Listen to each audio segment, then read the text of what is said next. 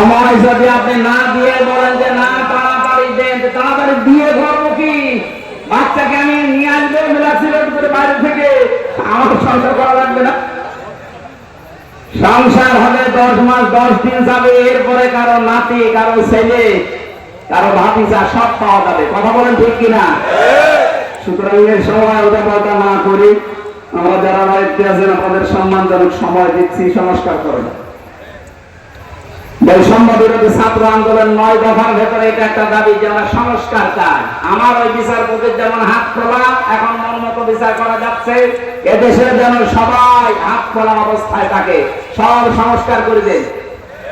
কোন জালেমকে আমরা দেখতে চাই না।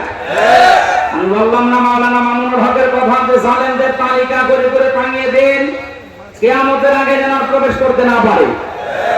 হযরত নূহ দোয়া করেছিলেন, লা তাদার আলাল আরদি মিনাল কাফিরিনা দাজ্জারা, আল্লাহ কোন জালেম যেন না থাকে, আন্ডা বাচ্চা যেন না থাকে। কারণ ওর পেট থেকে যেটা আসবে এটা ডবল হারাম হবে।